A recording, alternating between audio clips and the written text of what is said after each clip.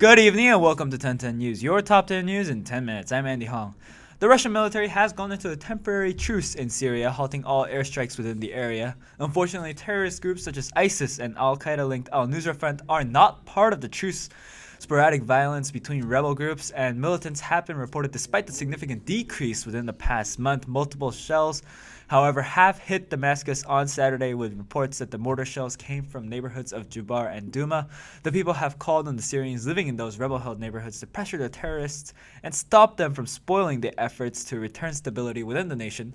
The London-based Syrian Observatory for Human Rights reported the incidents of violence and said that fortunately things are quieter in general. In contrary to the Russians' halt on attacks in Syria, Saudi-led airstrikes in Yemen targeting Shiite rebels have killed at least 30 people, mostly civilians, in a district outside of the capital. The airstrikes hit a popular market area in the Nim district on Saturday, killing 22 people and leaving burned bodies over the streets. This strike was a day after aid and rights groups urged Western countries to stop selling arms to Saudi Arabia, which is striking the Iran-backed rebels to support forces loyal to the internationally recognized government.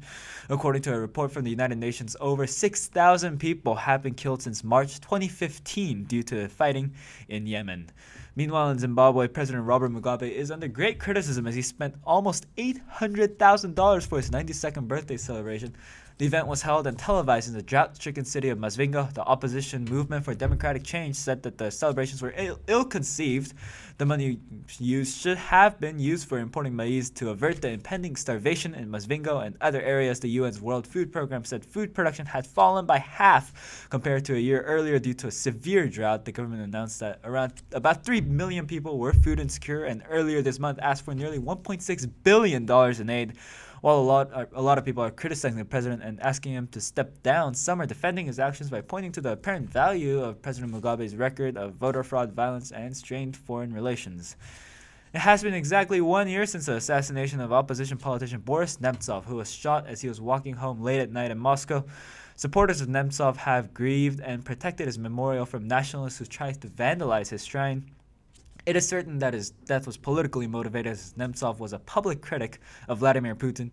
Nemtsov had accused the president of launching an illegal war with Ukraine, prompting Western sanctions and an economic crisis before his death. The family and supporters argued that the investigation of the murder of Nemtsov does not go deep enough, although 5 men from Chechnya were captured and faced trial as contract killers. The family, however, wants to know who organized the murder and promised the money. Nemtsov's daughter, Zana Nemtsov, who moved away from Russia 3 months after her father's death, is also continuing the fight for truth and justice. Back in the United States, Hillary Clinton was victorious once more in the South Carolina primary in a large lead over Bernie Sanders in the polls. A huge gain of momentum ahead of the Super Tuesday primaries next week across 11 states. Her rapport among African American voters is clearly paying off as the primaries move across various demographics. Meanwhile, Donald Trump maintains a steady lead, with former candidate and New Jersey Governor Chris Christie now endorsing Trump. But he is meeting more and more roadblocks, as demonstrated by Marco Rubio's extremely sharp jab at the basic nature of Trump's argument in the last debate, and attacks from rival Ted Cruz and, surprisingly, former Massachusetts Governor and 2012 Republican presidential candidate Mitt Romney. Cruz and Romney both pointed to the possibility of quote-unquote something enormous in Trump's tax returns, a claim that Trump vigorously refuted. In any case, Trump still seems to have a firm grip in the presidential run as we head into March.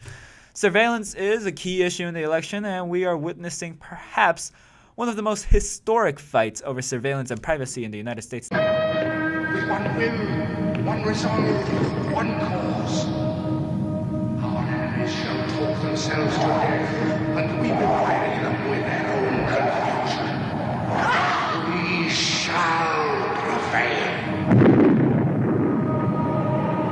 On January 24th, Apple Computer will introduce Macintosh.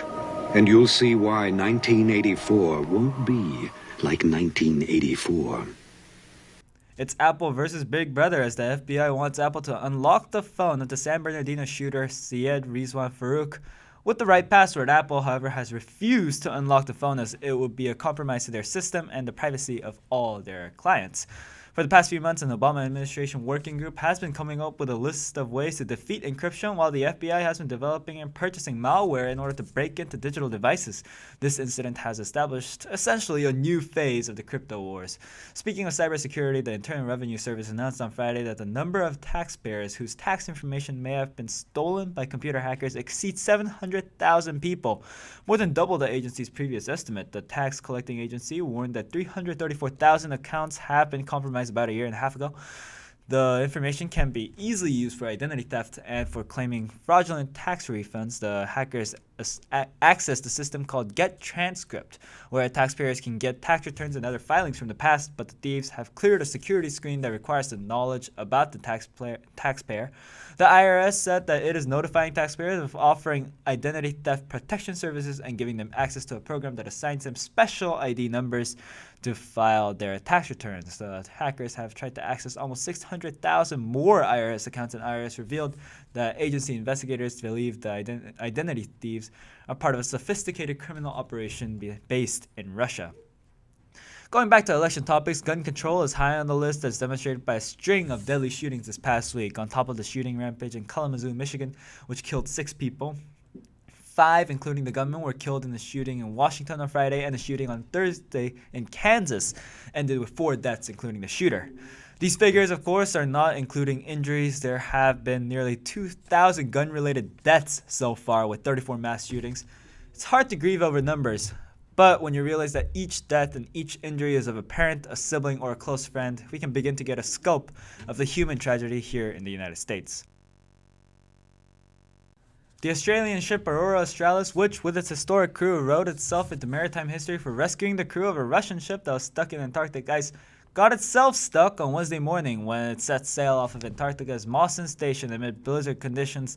The Australian government announced that rescue efforts would undergo after the conditions eased down, which was on Friday. The winds died down, and the 37 passengers of the 68 on board were first rescued. Then the 31 crew members worked to use the ship's ballast system to get it floating again. The ship is back on water with the crew aboard despite the minor hull breach.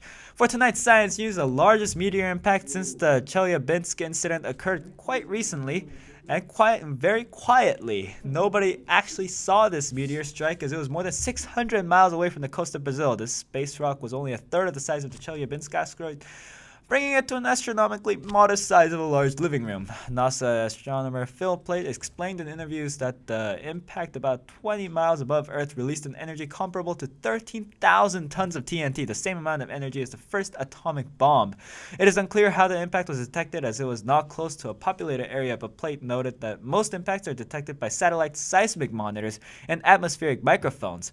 Speaking of the works of NASA, astronaut Scott Kelly is scheduled to return to Earth next Tuesday from the longest stay in space for a NASA astronaut, which we will report more next time. And that was the 1010 News of the Week. I'm Andy Hong. Unfortunately, our studio will be closed next week, but we will continue uploading updates on social media, make sure to follow us on Twitter and leave us whatever reaction that Zuckerberg added on Facebook. Thanks for watching, and we'll be back next week with more of your top 10 news of the week in 10 minutes. Stay educated.